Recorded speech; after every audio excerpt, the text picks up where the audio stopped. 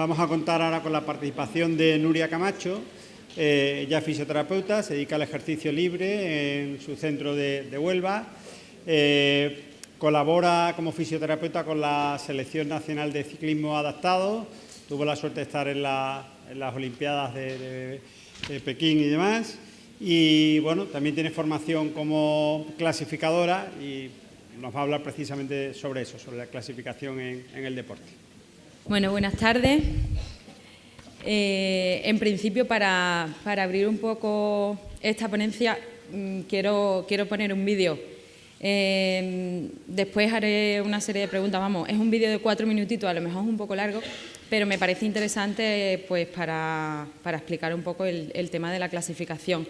Sí que es verdad que bueno, ya Eva ha explicado lo más importante, que es el deporte de base, que ese sí que es súper importante a nuestro nivel, pero bueno, sí que es cierto también que hay muchísimos deportistas paralímpicos que llegan a lo más alto del deporte y esto lo tenemos en nuestras manos diariamente, o sea que con eso nos tenemos que quedar, ¿vale?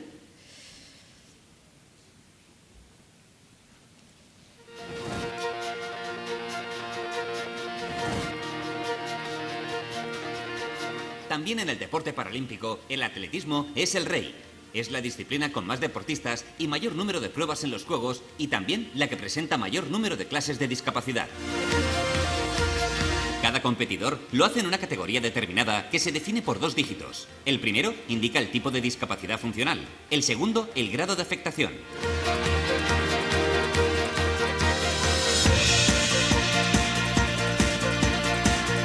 Las clases 11 a 13 corresponden a deportistas ciegos o con discapacidad visual. La clase 20 a atletas con discapacidad intelectual. En las clases 30 participan personas con parálisis cerebral.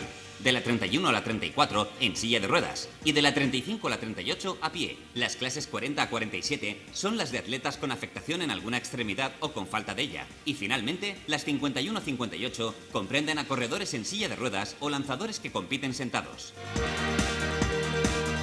La clasificación presenta aún otra variante relacionada con el tipo de prueba. Una T delante del número de 2 dígitos indica que el atleta compite en eventos de pista, track en inglés, es decir, carreras o saltos. Una F, del inglés field, campo, significa que el deportista compite en lanzamientos. Aparte de las más evidentes, como que no hay salto con pértiga ni carreras de vallas u obstáculos, que las sillas de ruedas no saltan o que no hay prueba de fondo para amputados de miembros inferiores, el Reglamento Paralímpico de Atletismo presenta diversas variantes. Para los atletas con discapacidad visual, se permiten guías o deportistas de apoyo en las carreras o llamadores en los saltos y lanzamientos. Tanto en el caso del lanzamiento de peso como en el lanzamiento de disco para ciegos totales, que están clasificados como F11, necesitan una persona de apoyo que les acompañe en lo que es el lanzamiento. En el caso de David, lo colocaríamos en el final del contenedor de peso, él se colocaría en el centro, yo le llamaría, ven David, uno corto, le acabaríamos de colocar, efectuaría el lanzamiento y tras efectuar el lanzamiento, en el momento que él lanzara y cayese el peso, yo le llamaría atrás, atrás, atrás, atrás, atrás. Para correr con un discapacitado visual es necesario un guía o un deportista de apoyo en carreras o un llamador en saltos y lanzamientos. En este caso corremos con una cuerda, tiene que ser rígida, no elástica, y es con lo que nos unimos a nuestro deportista y de ello depende una buena coordinación en la carrera, del paso y una buena entrada a la meta para que no haya descalificación debido a la fotofinish, que tienes que entrar un poquito detrás del atleta para evitar el tirar de él. Además, en salto de longitud y triple salto, la tabla de batida se sustituye por otra marcada con cal, que permite ver la última pisada. En la de los discapacitados visuales es 1 metro cuadrado de cal, mientras que en la de los de no discapacitados son 30 centímetros de tabla, en donde siempre se cuenta desde el mismo sitio, o sea, se empieza a medir desde el mismo sitio, mientras que en la cal es un salto más real porque se mide desde donde dejas la huella marcada. O sea, si yo bato aquí, se me mediría desde aquí hasta donde he caído en el foso de arena, mientras que batiendo donde batas en la tabla siempre te van a medir desde el nulo. También hay variantes en el reglamento para los atletas con discapacidad física. Los amputados pueden utilizar en la carrera una prótesis que cada vez son más complejas y sofisticadas y que incluso han provocado enorme controversia en los últimos años. El atletismo, deporte en el que España ha obtenido siempre un buen puñado de medallas, forma naturalmente parte del programa desde los primeros Juegos Paralímpicos en Roma 1960.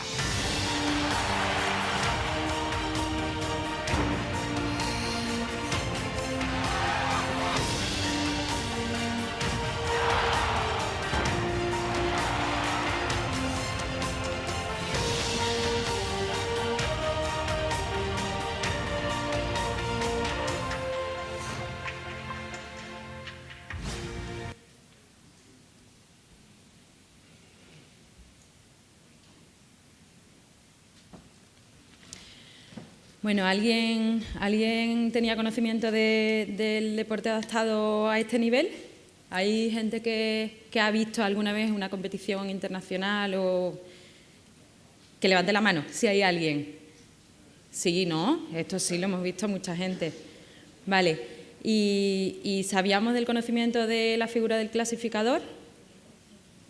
Ya hay poquitos, ¿no? Vale. Bueno, yo había empezado haciendo una introducción sobre lo que es el deporte adaptado, pero ya Eva lo ha explicado súper bien, o sea que esta parte me la voy a saltar. Simplemente decir que el deporte adaptado da a las personas con discapacidad da una autonomía impresionante, y ya no solo a las personas con discapacidad, sino a sus familias. Es impresionante cuando ves a esa atleta en su familia, en su ámbito familiar, y cuando lo ves en una competición que no están ellos. Son completamente autosuficientes en la mayoría de los casos y la verdad es que eso se lo da el deporte, ¿vale? Bueno, entonces, esto ya todo lo ha explicado un poco Eva. Lo que sí voy a explicar un poquito es que existen los eventos deportivos más importantes, pues son los Juegos Paralímpicos, que es lo que hemos visto en el vídeo. Los Juegos Paralímpicos participan las federaciones de ciegos, físicos e intelectuales. Intelectuales se volvió a introducir en Londres 2012, ¿vale? Se llevó un tiempo sin participar en los Juegos Paralímpicos y, bueno, hablan las malas lenguas de que pasó algo raro y entonces, bueno, pues lo sancionaron y nada, y después volvieron en Londres 2012. Después está a nivel de discapacidad intelectual, lo más importante son los Juegos Mundiales Special Olympics, y a nivel de la Federación de Sordos, pues la Sordolimpiada, ¿vale? Que es el evento deportivo más importante de deficientes auditivos. Bueno, ya empezamos. Espera, creo que ya, sí. He sido yo. A ver, ¿qué es la clasificación? Pues la clasificación, lo más importante es que la clasificación proporciona una estructura a la competición.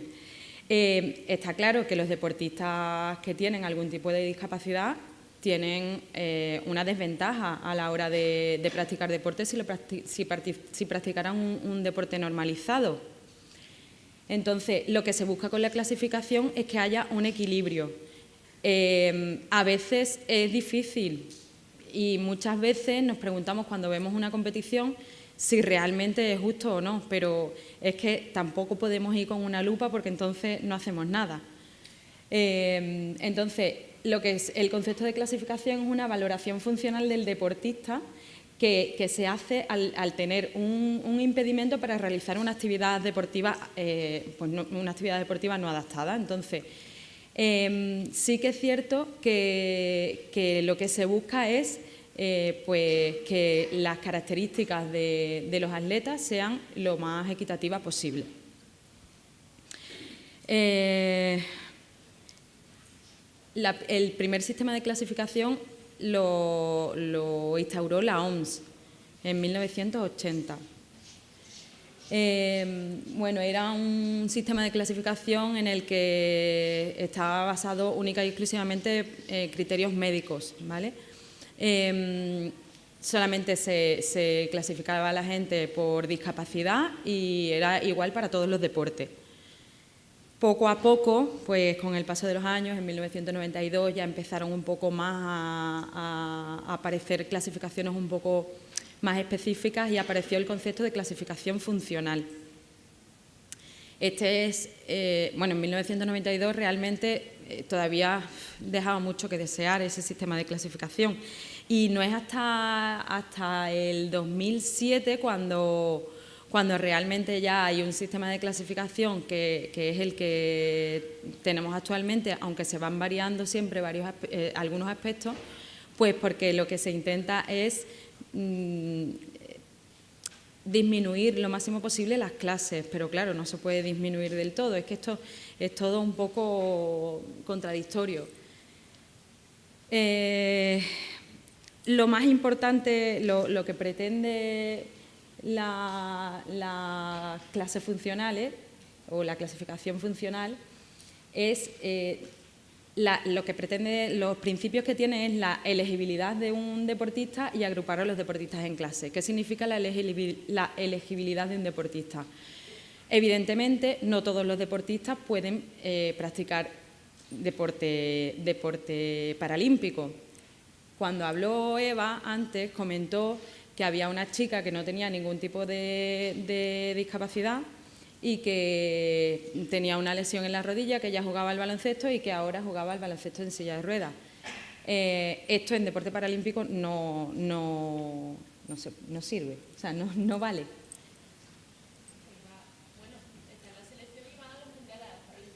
Claro, pero es que es sí, pero siempre, porque tiene que... ¿Cómo se llama esto que es la incapacidad mínima? Sí, el minimal handicap. Eso. Sí, pero porque tiene que tener entonces una de las 10 características elegibles para que un deportista sea elegible. Pero quiero decir, es que yo te había entendido que era una persona que no... Una chica que tuvo un problema previsto de ligamento cruzado en la rodilla, Sí. la operaron y esa rodilla no quedó en condiciones de que ella pueda practicar el atletismo. O sea, no tiene un certificado de minusvalía como el que tengo yo. Yo no tiene Sí. discapacidad, pero efectivamente no puede practicar el atletismo. Vale. Lo que pensaba que era otra cosa. Pero bueno, a lo que voy, que quiero decir, cuando una persona practica deporte y se lesiona el ligamento cruzado y es temporal, pues no puede participar en unas Paralimpiadas. ¿Vale? Entonces, aún así, hay deportistas con una discapacidad y un certificado de minusvalía que no es elegible para ciertos deportes, y eso nos ha pasado en las mesas de clasificación. O sea, es verdad que muchas veces llega un deportista y le ves todo el diagnóstico médico, toda la documentación que lleva está perfecta, pero sí que es cierto que cuando empezamos a hacer las pruebas funcionales, pues te das cuenta de que para ese deporte no es elegible, porque, a ver, si un deportista tiene una amputación de la mano, por ejemplo, podrá ser elegible para un deporte como la natación, porque directamente la amputación de la mano incide en la práctica directa de ese deporte. Pero para una maratón en atletismo, pues no es elegible, porque es que no influye directamente su discapacidad en la actividad deportiva en sí, ¿vale? Vale, las clases deportivas agrupa a los deportistas según el impacto que tiene su incidencia propia en ese deporte. Es lo que estamos hablando. ¿Qué pasa cuando muchas veces, no sé si os habéis fijado en el vídeo, si os ha llamado la atención que compite a lo mejor... sobre todo en atletismo en silla de ruedas se ve bastante claro, porque muchas veces están compitiendo en una misma prueba deportistas con una paraplegia con un deportista que tiene una amputación transfemoral. Realmente es que la funcionalidad en ese deporte sí que es la misma, aunque su discapacidad no sea la misma. Vale. En deportes individuales, los deportistas compiten con otros deportistas de la misma clase, que ya hemos dicho que no significa que tengan la misma discapacidad, sino la misma clase, ¿vale? Pero hay competiciones nacionales o competiciones internacionales pequeñas en las que los deportistas no pueden competir porque no hay más deportistas de su misma clase. ¿Qué se hace entonces? Pues el deportista compite en otra clase y se le da lo que se llama una puntuación de corrección o coeficiente de corrección. ¿Para qué? Para intentar equilibrar. Es lo que hemos dicho, que el objetivo de la clasificación siempre es intentar equilibrar lo máximo posible. Que después, ¿qué es justo? ¿No es justo? Pues es un poco es un poco subjetivo. Pero bueno, es que antes de que no compita, es preferible que compita. De hecho, normalmente se le da la opción al deportista y el deportista elige siempre competir, aunque esté en otra clase. Hay deportes como la halterofilia que solamente tienen una clase deportiva. O sea, tienes que tener una mínima discapacidad para hacer halterofilia. Otros deportes como la natación o el atletismo, que son los más comunes, digamos, pues tienen que tener una de las 10 deficiencias elegibles que antes hemos dicho y que nombraremos más adelante. Vamos a ver, en deportes como el baloncesto en silla de ruedas o el rugby en silla de ruedas, lo que se hace es que se da una puntuación a cada deportista, de forma que el equipo tenga una puntuación máxima para poder competir. Eso hace que los deportistas tengan podemos decir que al tener distinta puntuación tienen distintas habilidades a la hora de practicar el deporte. Y eso, pues, como se hace a través de los puntos, pues permite que ese equipo practique ese deporte en unas Paralimpiadas. Vale, la clasificación funcional del deporte adaptado. Una característica fundamental del deporte adaptado es el concepto de clasificación funcional. Lo que se valora en un deportista es la capacidad de movimiento a la hora de realizar ese deporte en concreto. Pero además, la deficiencia que tiene el deportista ha de incidir directamente en la práctica de ese deporte, lógicamente. Entonces, esto es lo que hablábamos antes del minimal handicap. Hay personas que me estoy repitiendo porque como me adelanto y me voy de mi guión, pues me pierdo. Pero es que esto ya lo he dicho antes. Y lo que se me ha olvidado decir es que hay un aspecto importante, y es que si un deportista quisiera competir en una clase más alta a la que se le ha asignado, podría hacerlo siempre que la competición lo permita. No sé si alguien conoce a un deportista paralímpico que se llama Óscar Pistorius, es bastante mediático. Primero fue mediático por una cosa y después por otra. Él quiso competir porque, como se decía, que sus prótesis eran mucho mejores y que le daban unas ventajas frente al resto de las prótesis, tal cual, pues él quiso competir en unas Olimpiadas en vez de en unas Paralimpiadas, ¿vale? Es la competición la que tiene que decidir si un deportista puede hacer eso o no. No lo puede decidir el deportista, no está en manos del deportista, él lo puede pedir. Pero si la organización, el Comité Paralímpico o el Comité Olímpico no lo permite, pues no se lleva a cabo. El propósito de una clasificación es permitir a cada deportista competir de una forma justa con el resto de los competidores con una habilidad o discapacidad similar. Es lo que intentamos con la clasificación, ¿vale?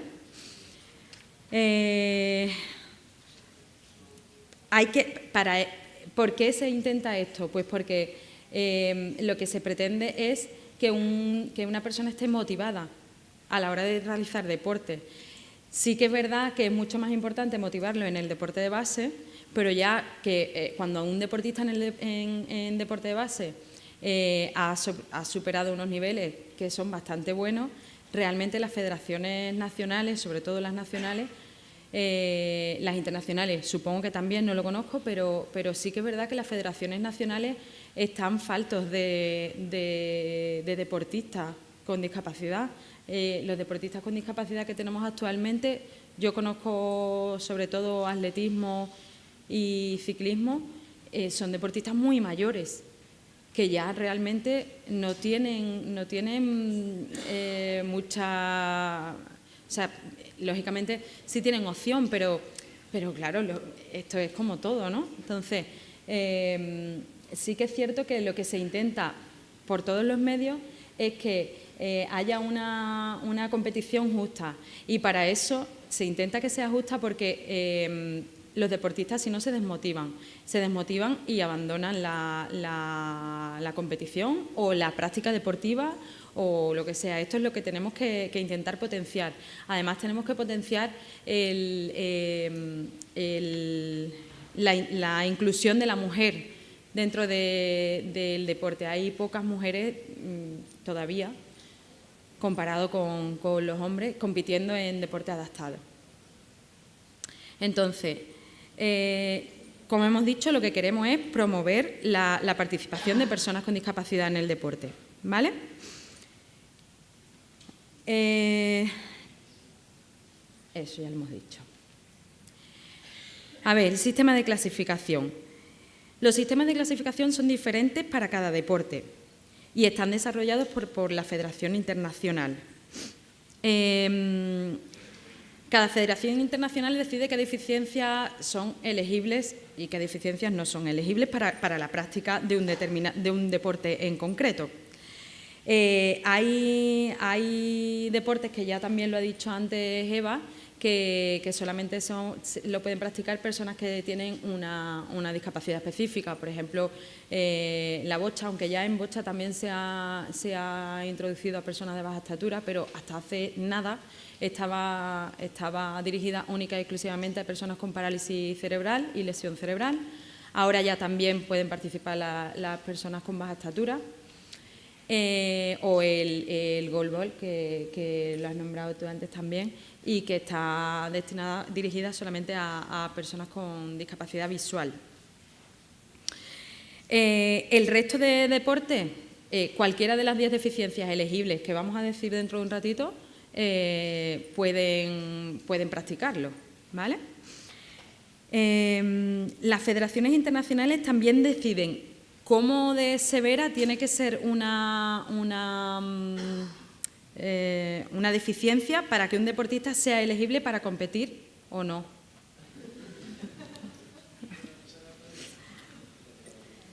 Bueno, entonces, las federaciones internacionales hemos dicho que también deciden la severidad de la discapacidad. ¿Cómo se asigna una clase deportiva? Pues mediante la evaluación del deportista. Esto me lo voy a saltar directamente, porque si no, digo esto, ¿vale? Esta es la única excepción que hay en la clasificación, y que realmente solamente la hacen médicos, oculistas, y como no la vamos a hacer nosotros, pues me la salto, ¿vale? La asignación de una clase deportiva es la evaluación del deportista realizada por un grupo de clasificadores en una mesa de clasificación.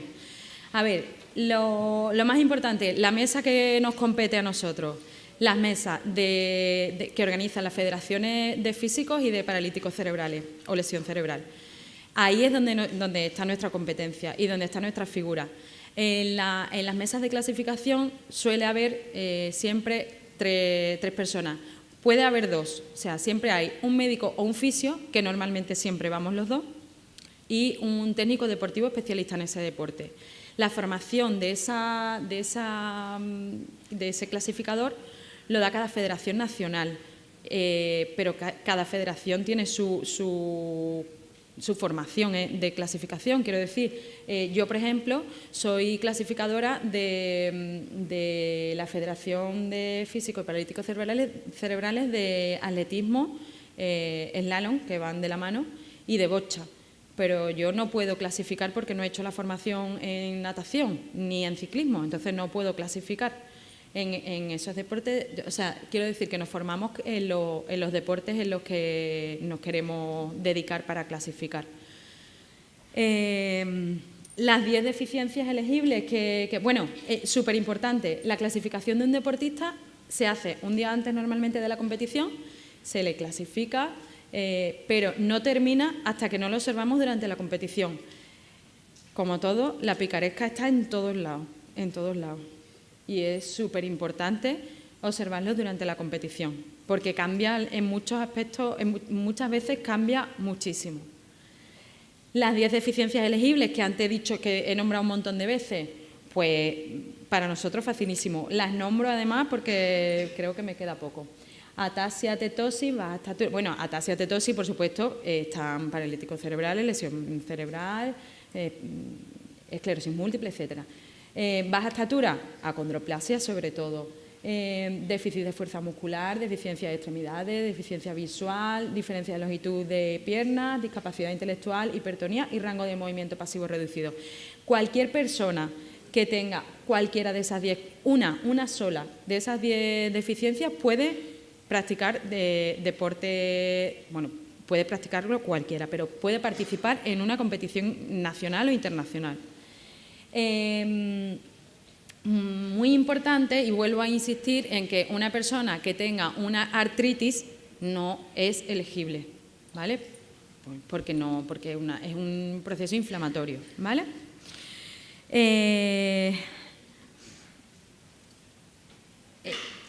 Esto era un poco la organización del deporte a nivel internacional y a nivel nacional. En realidad, lo que quiero que os quedéis con esto es la cantidad y la cantidad de posibilidades que tiene una persona con discapacidad de realizar cualquier deporte. Tiene muchísimas, ¿vale?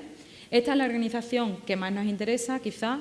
Tenemos al Comité Paralímpico Español, del que él depende del Comité Paralímpico Internacional, y tenemos las 5 federaciones nacionales más importantes, la de discapacidad física, parálisis cerebral y lesión cerebral, que a la hora de organizar los cursos de clasificación es lo que he dicho que van de la mano, ceguera y deficiencia visual, discapacidad intelectual, sordera y deficiencia auditiva. Bueno, pues esta es mi dirección de correo electrónico, la de la Federación de Paralíticos Cerebrales.